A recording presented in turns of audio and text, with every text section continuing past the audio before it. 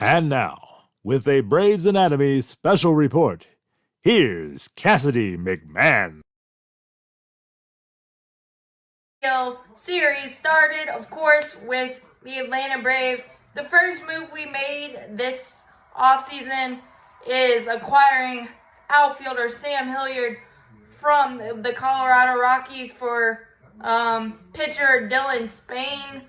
Very, very minimal return for a guy that is going to fight tooth and nail for the left field spot and the fourth outfielder spot, the bench role, the Guillermo Heredia role, as it were. And some key things you need to know about Sam Hilliard. Can play all three outfield spots. He has 3 outfield assists. D is definitely his calling card. He had a career high 14 homers with Colorado last year, and he definitely could be helped without the shift because he's like the prototypical hitter that the Braves like to bring in, aka Robbie Grossman. There's something with the analytics that we apply that help hitters like this, so watch out for Sam Hilliard. I think he has the least, now this is just my opinion, before, 8 days before actual games start, he's probably the least likely to make the roster, just my opinion, because he doesn't have any minor league options. But again, he's a guy that can catch lightning in a bottle. We have really centered around defense and trying to work. There's a lot of foundation with the left field options that we've gotten this offseason on minor league deals, but their calling card is definitely defense. Sam Hilliard is just the first one that we added. So that is my thoughts on Sam Hilliard and the positives and what he brings to the table. It's going to be interesting to watch that left field battle. So that was the first move we made in free agency.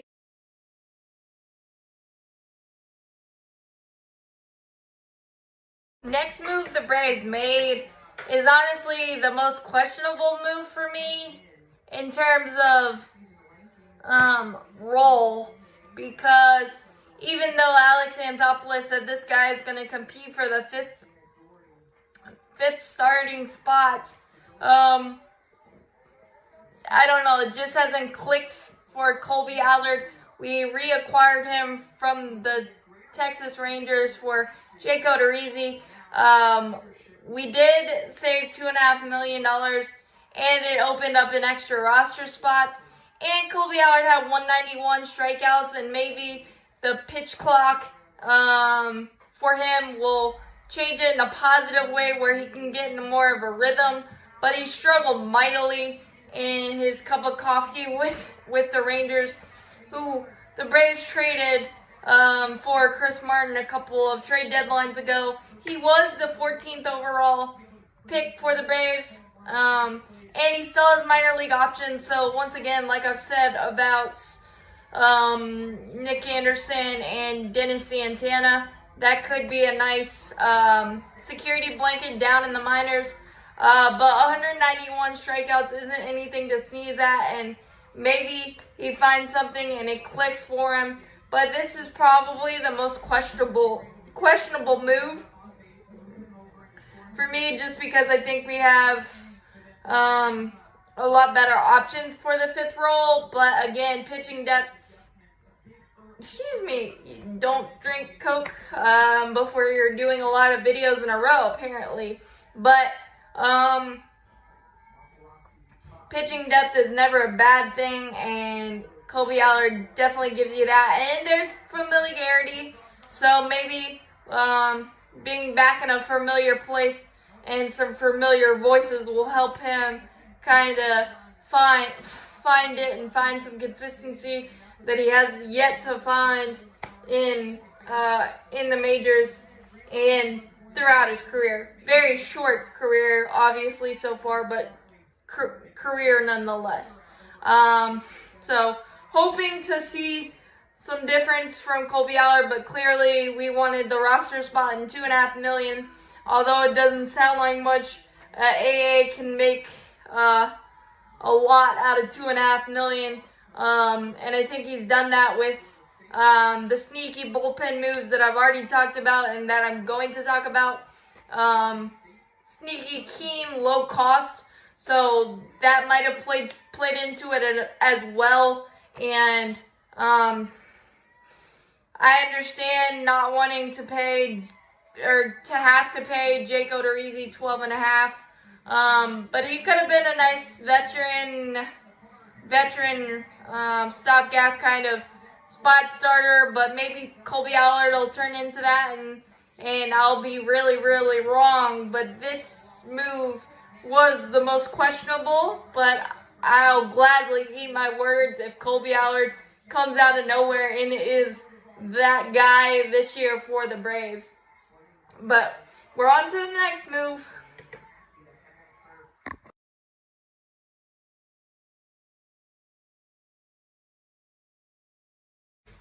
What's up, guys?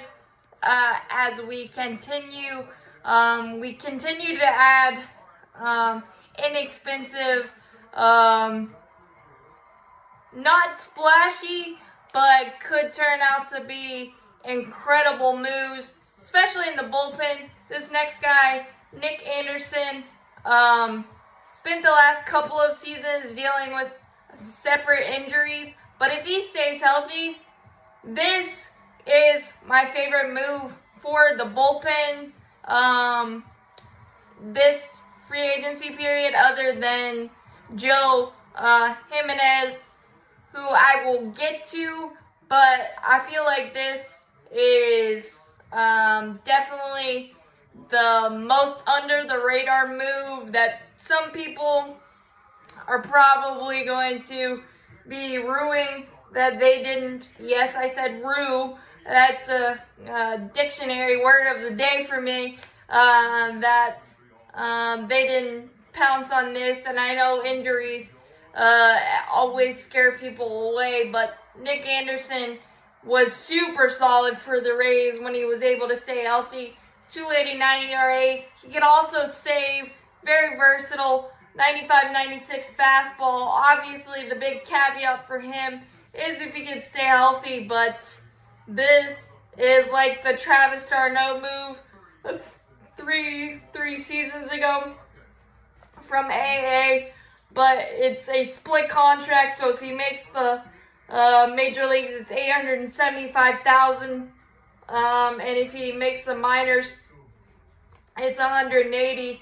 So again, that's another one that if he doesn't make the team, and hopefully accepts a minor league assignment, that's a really, really nice veteran piece that's been through every situation a reliever can possibly be down in Gwinnett, working and waiting for his opportunity. This bullpen battle for some of the back end spots is going to be epic to watch. Nick Anderson is my favorite under the radar move for the Braves. Alright, the next move the Braves made during free agency was bringing back a fan favorite and a guy that we just keep trading away and getting back, and he's amazing in an Atlanta Braves uniform no matter how you slice it, and he is affectionately known as Coach. Jesse Chavez was signed to a minor league deal, and if he makes the team, he will get $1.2 million, which is a good chunk of change for him, but his value is a lot more than $1.2 million. As I spoke about earlier in my spring training report video, go back and check that out. But Jesse Chavez plays like he is acting like he's a rookie, being dressed before anyone and ready to roll before anyone gets to the ballpark for spring training workouts in his, 15th season.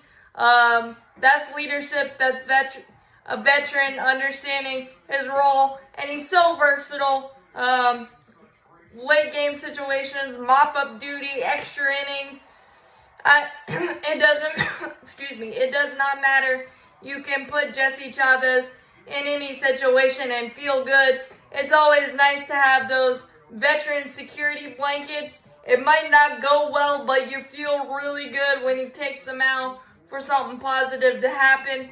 Obviously, he's going to fight for one of those bullpen spots because, as I mentioned in the other video about Dennis Santana, it's so deep, it's so versatile, but Jesse Chavez is so much more than what he does on the field. He's the clubhouse, a clubhouse leader, a clubhouse staple for the Braves the last few years, and it's just it's going to be really fun to see what Jesse does in spring training and what happens, because he is very, very important to this roster. What's up, guys? The next area the Braves addressed heavily in the free agency period was the bullpen, but we didn't do it with huge, massive reliever contracts like other teams. We did it via trades and via minor league deals and some very, very diamond in the rough, under the radar, amazing type of moves. And the first bullpen night shift move we made could really pay dividends now and in the future. Grabbing Dennis Santana from the Texas Rangers for cash. His overall numbers will not excite you whatsoever, but he does have a 98-mile-an-hour fastball with a slider combination. Big-time ground ball guy. He had a 335 FIP, which stands for fielding independent pitching, which is the things that he can control. He can't control errors. He can't control bad bounces. And with the Braves' vacuum infield defense and defense overall, his numbers should improve drastically, in my opinion, with that stuff that he has in his arsenal as well. 335 FIP, so that's like walks, hits, homers, hit by pitches, all of that stuff. That's the stuff that he can control, and he had a 335 FIP, which is really, really good. Anything below 4 in the FIP is something to be excited about. Also, Dennis Santana is not a free agent until 2026, and he avoided arbitration with the Braves this year and will make $1 million. And he has minor league options with the fact that he will not be a free agent for 2026. So that could be, if he doesn't make the bullpen out of spring training, because we're so deep and so versatile, that could be a diamond in the rough secret weapon down the road if injuries or things happen, because we know they do. Dennis Santana is a nice piece, that is for sure. Joe Jimenez, the flame-throwing reliever we acquired from the Detroit Tigers. This was actually our first move that wasn't a minor league deal, or like the first significant kind of big name move that we made, acquiring Joe Jimenez for utility outfielder Justin Henry Malloy. And Jimenez is a flamethrower, 96, with a nasty slider, 77 Ks to just 13 walks. Really a nice 1-2 punch with Raisel Iglesias. And we saw last year that AA and company seemed to love the 1-2 punch that Kenley Jansen and Raisel Iglesias was.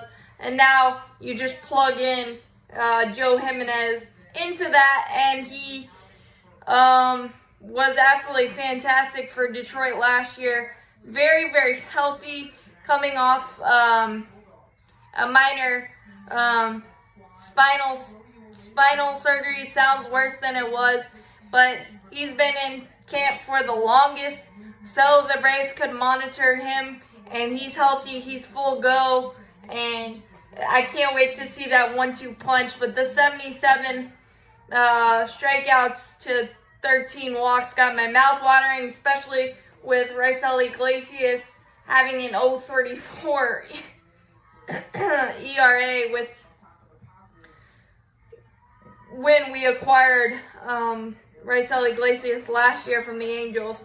So I really, really, really love the prospects of this night shift with the versatility, with the flamethrowing, with the experience, with the young guns, all of that stuff.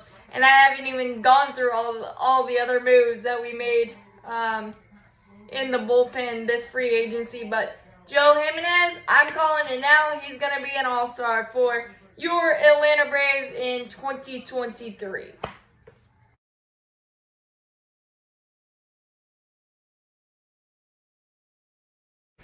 What's up, guys? We're back talking the next move that the Braves made in free agency, and this was definitely surprising because the catching position, we were already strong there with William Contreras and Chavez. But we got even stronger and better, and I think with the new rules, the pitch clock, the pickoff rule only twice, and the bigger bases affecting stolen bases, this was a much needed move, and the Braves clearly prioritized defense, acquiring a top 3 catcher in baseball, and for my money, he might leapfrog JT Realmuto in a Braves uniform. We'll see if I'm accurate with that. You can tell me how wrong I am. I hope I'm not, but I'm super, super excited. And it's just been a couple of days in spring training and the workout videos for Sean Murphy, and the bat give me the ultimate warm and fuzzies. 1.89 pop time, which is from glove to base, which is really, really close, if not better than JT Realmuto, who's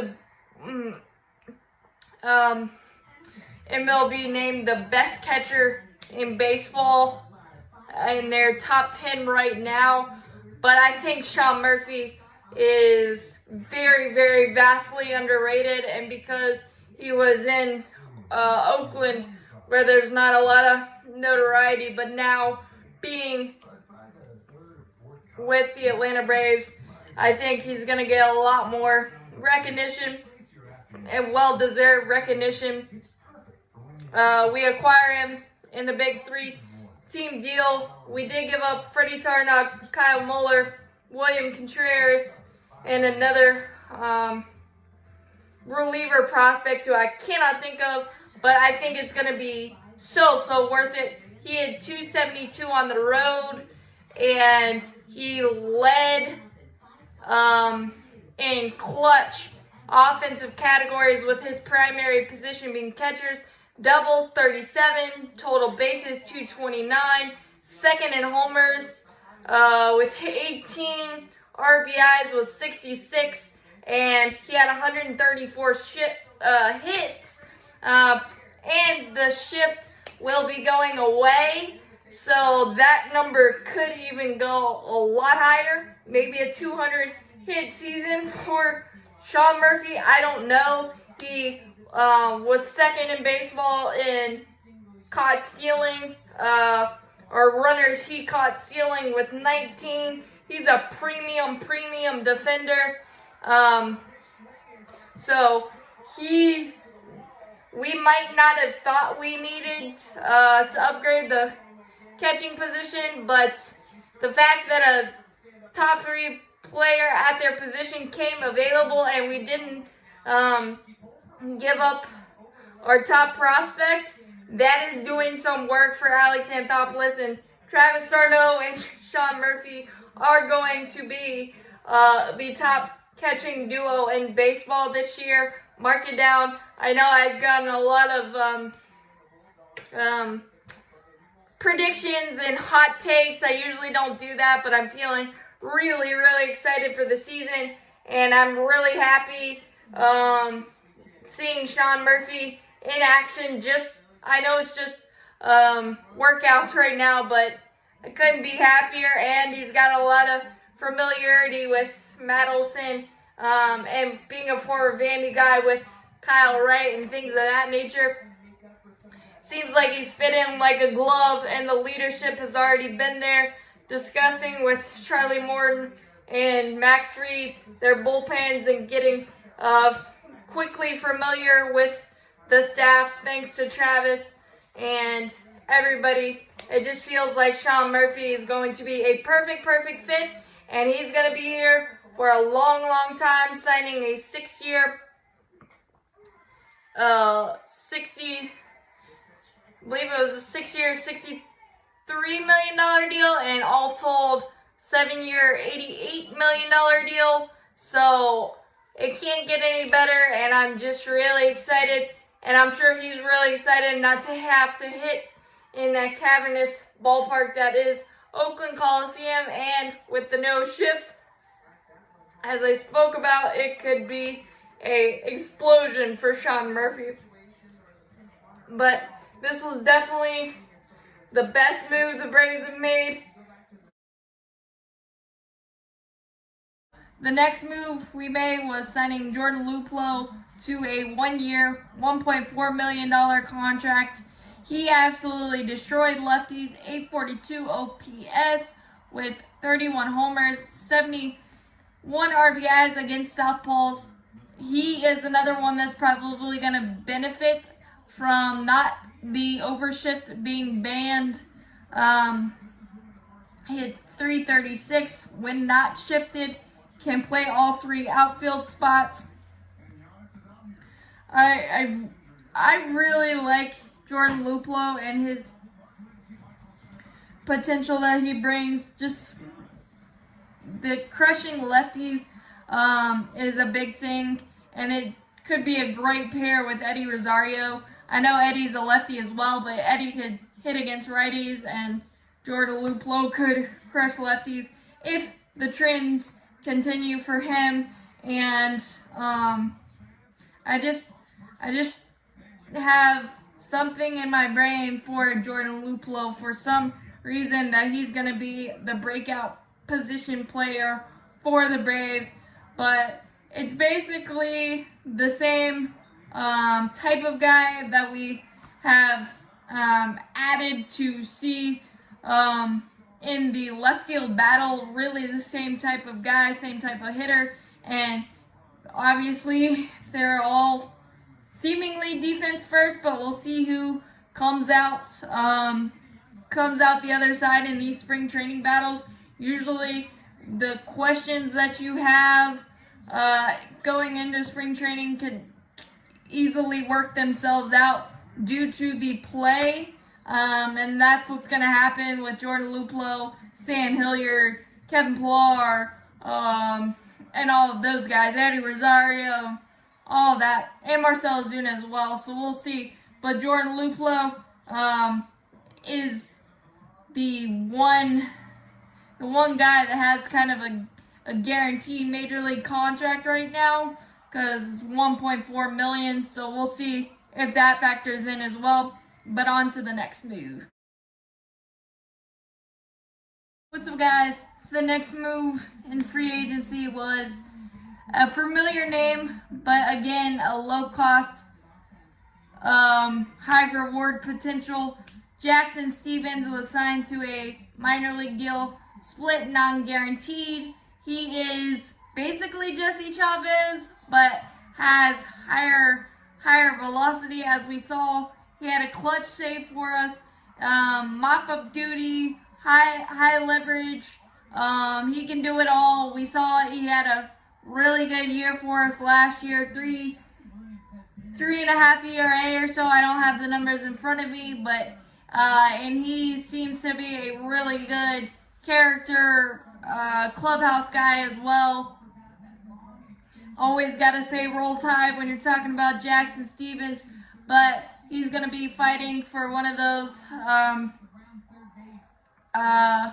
back end, middle, weird roles in the night shift, because again, we have so much versatility and depth, but you always know can never have enough pitching, and Jackson Stephens is another guy to watch for that battle in spring training. The night shift gets another diamond in the rough, under the radar type move as we acquire Lipke from the New York Yankees. 34. Basically, he's the left-handed version of Colin McHugh. He's a cutter monster. Not a free agent until 2025. 60 strikeouts in 57 innings. Great left-handed reliever depth with Tyler Matzik being sidelined this year with Tommy John. It gives you 3 amazing lefties, Dylan Lee, AJ Minter, and Lucas Lipke. And the Braves have had the luxury the last handful of seasons to be have a plethora of amazing left-handed options. Usually there's only one great lefty in the bullpen, and the Braves have had at least 2 or 3 the last 3 or 4 seasons. Lucas Lipke gives you that, so he's going to be an interesting one to watch in spring training as well. I'm like a broken record saying that, but there's just so many quality options, and the fact that AA has been able to build this bullpen somewhat inexpensively is absolutely amazing, considering the contracts that have been handed out by other teams. Not saying that that's wrong, but I kind of like this way to build a bullpen so you can address other areas of your team with the bulk of your payroll, so to speak, and still have one of the best and deepest bullpens in baseball. The next move sounds very, very, very familiar to the trend of the Braves offseason. An outfielder that can play all 3 outfield positions, Eli White from the Rangers for cash. He is Terrence Gore, a bigger version of Terrence Gore, has speed to burn, and is a web gem waiting to happen. He had 12 stolen bases. Pinch running could be another aspect of the game that we see tick up a little bit, especially with the pickoff rule late in games, the bigger bases, all that stuff. We're going to have to factor in and see that. But Eli White, speed to burn, and like I said, a web gem waiting to happen. Didn't have much offensively, but we've seen the magic that Kevin Seitzer, Chipper Jones, and the rest of the coaching staff work some magic. So maybe Eli White is that magic, but he's a perfect pinch runner, defensive replacement. He's probably the most perfect if you were just looking for those 2 areas. Definitely a mega upgrade from Guillermo Heredia. I don't know necessarily what you would get offensively though, so that might be the thing that holds him back, at least to start the season, from making the team out of spring training. Also, very, very solid. He has 2 minor league options, so that could be manipulated and used to have another Very important piece down in AAA, just in case is needed for any reason. Eli White is definitely an interesting guy to watch. What's up, guys? This was another pitching depth type of move from a rather interesting place, the Puerto Rican Winter Leagues. We got right-handed pitcher Yakcell Rios on a minor league deal. He absolutely dominated with an 0.65 ERA with 34 strikeouts to 4 walks. I don't know what his role could be. Maybe a Swiss Army spot start guy, but also flamethrower type out of the bullpen, 96, 97, sinker slider guy. But an 0.65 ERA can travel anywhere, and 34 strikeouts to 4 walks can travel anywhere. So he's another interesting piece to watch in the bullpen. Maybe trying different roles to see where he fits. Who knows? But this is definitely probably the most intriguing guy in terms of the pitching staff to watch, because he could come out of nowhere. Yakcell Rios, remember the name. Another left field challenger, veteran Kevin Pillar, was signed to a minor league deal. If he makes the roster, $3 million. He had an awesome 2021 season, and that parlayed that into a minor league deal with the Dodgers. Unfortunately, played one game, got hurt, had to have shoulder surgery, so it was a pretty much lost season for him.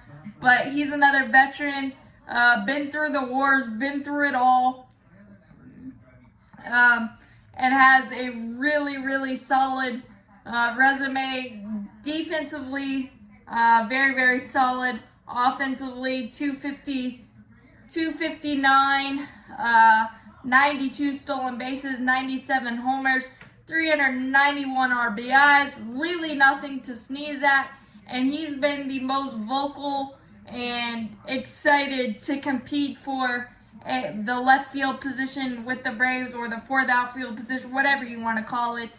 As I've called it this entire offseason, if you watch my videos, it's the cloudiest of situations, but Kevin Pillar bringing that veteran energy, and literally, he's probably going to be the guy that you go to. He kind of reminds me a little bit of Nick Markakis, a more vocal Nick Markakis, but I feel like he's the guy that you can go to, and he ask him any type of question, and he'll give you a very informed and insightful, helpful answer. And those are the really key guys and under the radar guys. So Kevin Pillar is definitely one to watch as he battles for a position on this roster. It's going to be very, very, very interesting to watch the outfield competition come to light. And like I said earlier, those type of situations usually work themselves out, and I can't wait to see this one work itself out.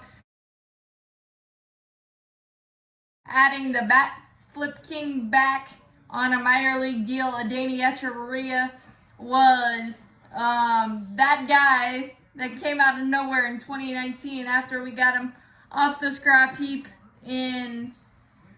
from the Mets, and he said in an interview after a great game, "Thank you for saving me from the Mets." Kind of Vaughn Grisham vibes before we knew Vaughn Grisham was Vaughn Grisham.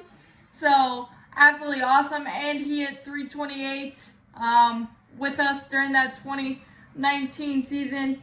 22 doubles, I believe, as well. So he's got some game still, and that energy is Guillermo Heredia-esque, unmatched. And I think we don't have a lot of infield depth, so this is a nice piece. Hilliard is going to battle for one of those utility spots as well on the roster. So we'll see what's going to happen. But I know one of these guys that I've talked about is going to have a Pablo Sandoval, Hilliard, spring training, and it's going to force our hands to have them on the roster. And who knows, is that Danny Echeverria that guy? I'm not sure. But having infield depth and having depth at every position possible is a great thing. And free agency recap video for the Braves. It wasn't a flashy offseason by any means, but I think it was still a really solid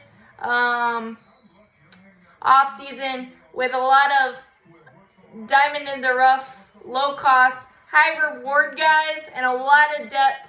Pitching depth is super important, and I think we got plush amount of that, including some guys in Gwinnett and AA, Dylan Dodd, Owen Murphy, J.R. Ritchie, Jared Schuster, A.J.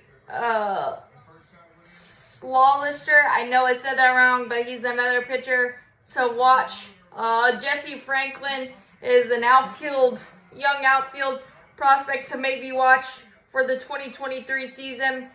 But I think Dylan Dodd has opened up some eyes early on in spring training, thanks to Twitter for covering that a little bit for me to be aware, because I think Dylan Dodd has kind of gone under the radar, but I think he might be a guy to watch in spring training as a prospect guy. But I'm going to throw out some predictions. For me, 97 wins, another NL East title.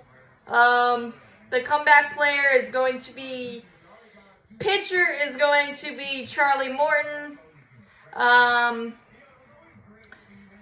Position player that's going to have a breakout is Matt Olson. I'm talking silent MVP candidates type thing. I'm going to say the Braves have 4 All-Stars, including Joe Jimenez as one of them. Those are my not even started spring training predictions, and I really appreciate the type of offseason that Alex Anthopoulos had. Like I said, it's not flashy, but it's still one of the best, because you've already locked down a lot of your core players with long-term extensions, and adding Sean Murphy to the mix this offseason really makes it easier, and you have less holes to fill.